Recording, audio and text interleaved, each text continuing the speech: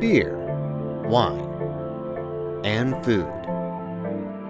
From the people who make it to the people who enjoy it. These are their stories and experiences. This is Flavor Profiles. What comes to mind when I say women in craft beer? Whatever you think that means, there's been someone not so quietly working to change that perception. Sydney Wells of DFW Brew Squad is a craft beer enthusiast propping up the North Texas community. She's down with the haze. Fruited sours are her jam, and if you haven't heard of her yet, you will soon. So I wanted to set you up with this conversation for a couple weeks. I noticed when I saw your interview with Victor over at Dallas Beer Talk, the conversation came up about women in beer. And I was very fascinated by getting more of your opinion, because one of the things I noticed in that entire conversation when they brought that up was the women were talking the least amount in that conversation. Yep. As far as about wanting to do, and I personally think who's going to know better than a woman? Yeah.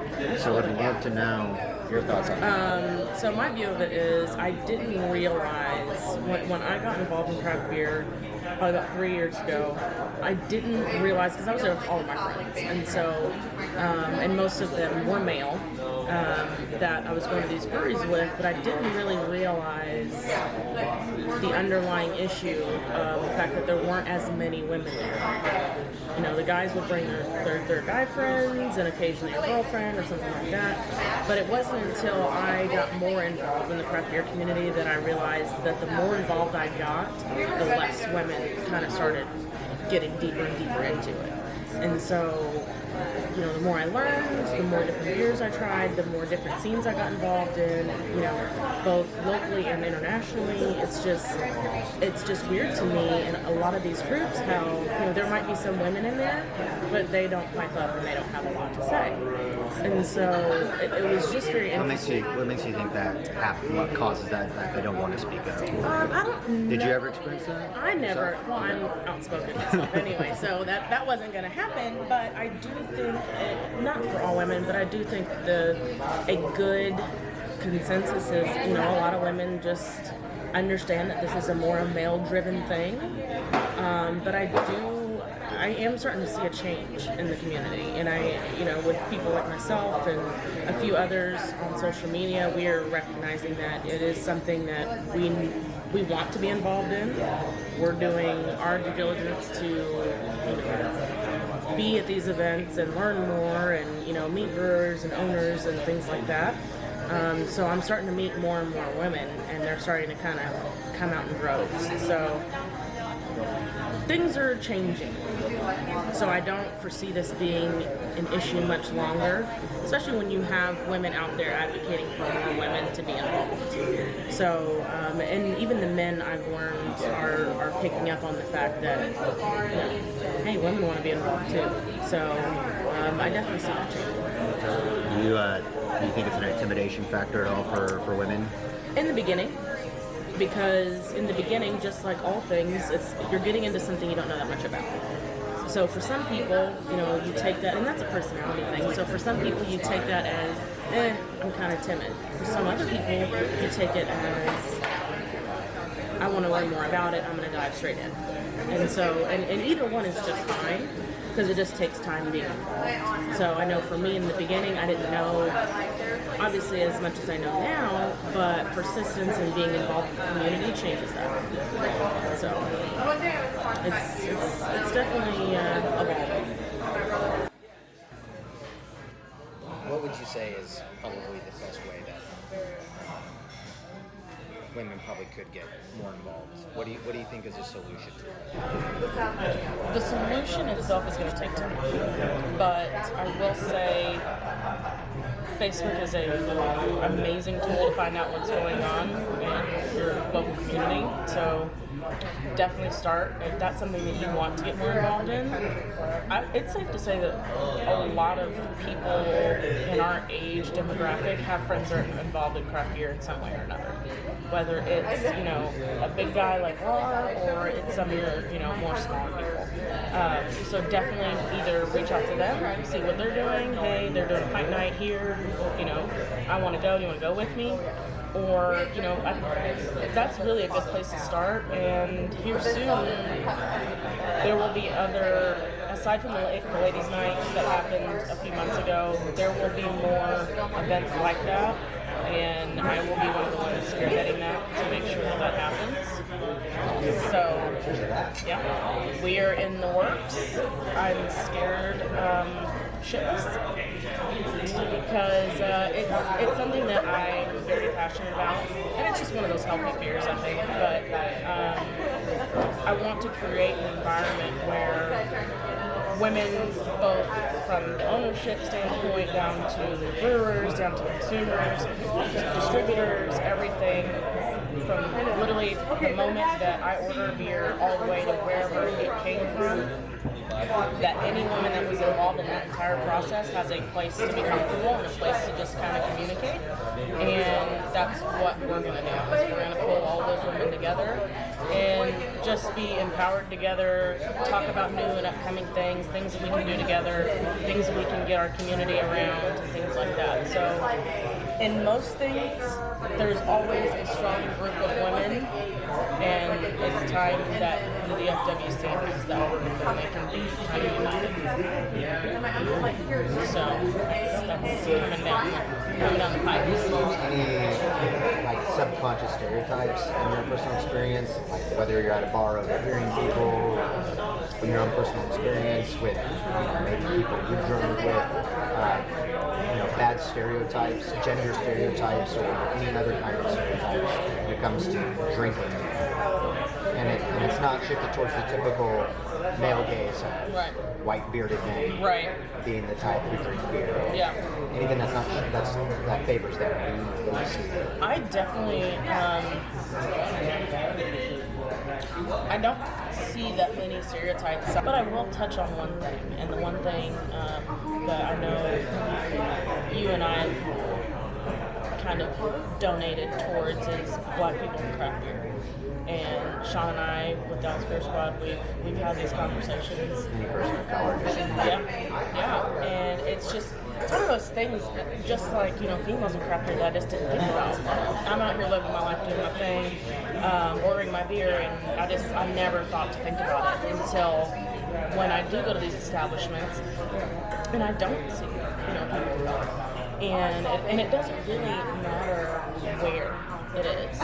If it's craft beer, it doesn't matter if it's in Dallas, doesn't matter if it's in Fort Worth. I mean, if there's any, it's going to be a very, very small number.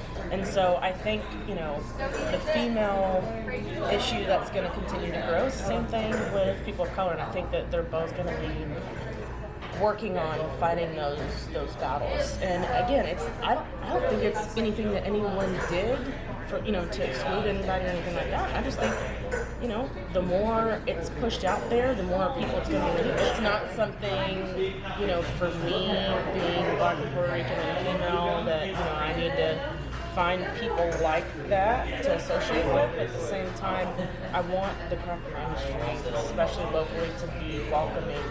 I've had this several times from men. That's a fruity beer.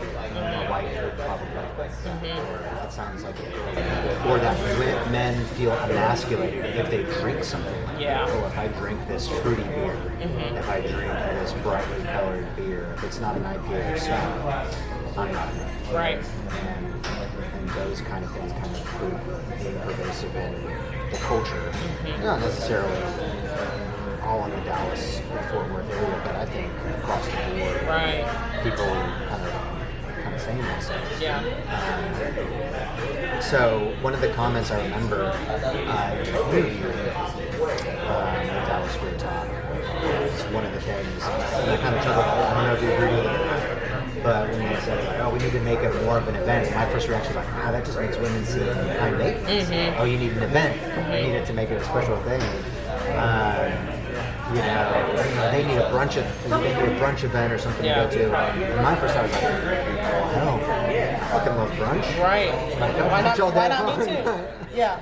Like, why does it have to be just a girl thing? Yeah. So, I love events. I'll do it too. It doesn't have to be just that. Do you think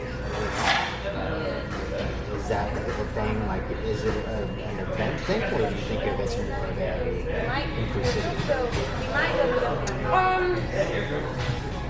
I'd say a little bit of both, and I'll say it like this.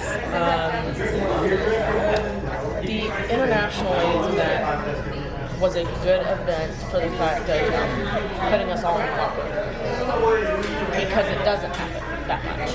I'm sorry, it doesn't happen, period. So that to me, right, and it was done by men. That's my problem. That's my first problem, and that's what I would like to change. And again, I'm thankful that it happened, and I'm thankful that the thought was there to trigger that it needed to happen. But women. One of the things I noticed there was when the speech was being given. Brittany? Yes, when it was being given. You had a better vantage point. You were right up there. Of course I was. And I was stuck in the back, but I was trying to listen. Yeah. I was trying to I ended up pulling up your live feed because I could hear it better on your live feed than I could hear it. And the people, women and men included, were all still having all the conversations like this. It's like something that everyone needs to be quieted down for. Yeah. That we should be That bothers me listening too. to. So it came from a good place. And I think more of those things need to happen. It was an event thrown by male-dominated establishment businesses. Kind of thrown for women, and to some it seemed like a positive, but I could also see the double. Right. So some people thinking it's I'm sure. condescending or pandering. I'm sure it was, and I know the people behind it, and so that's another reason. You know it is. Yeah, and I know where their hearts were with it, and it was men celebrating women. I love it. I really appreciate it, but at the same time, there's something that women can do to empower women that most men can't do, because we know how to light each other up. So both, yeah, I'm never gonna and know. right, and so twofold. Both of them are completely okay, but I would like to see events moving forward be more female driven as far as the leadership all the way down. It doesn't get supported as well as driven events for women. I do. Because what I've learned with the men in craft beer that have a reputable following, these guys are awesome. They really are.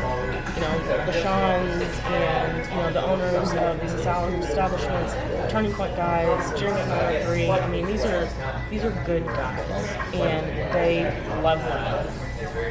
No doubt about it. But if I have to make a call and say, hey, I'm going this event, who are the females in your staff you would like to benefit from this? They're going to send them all out. And so that's what I want to see. So I want to create, like I said earlier, a place where women can go, whether it's quarterly and just have a meeting or have a discussion panel or whatever, just that we're all on the same page. And when we see each other out or something happens, and we can just give each other a call like, hey, this is going on, can I help you? And again, it might be quarterly, it might be yearly. We're still working on it. I'm really not sure yet. But there's a hole there, and there's a void that needs to be filled, and we're gonna step up. It'll be fun. My son is all fair and love and drinking. Yeah, absolutely. Absolutely. It'll be fun for us. Yeah.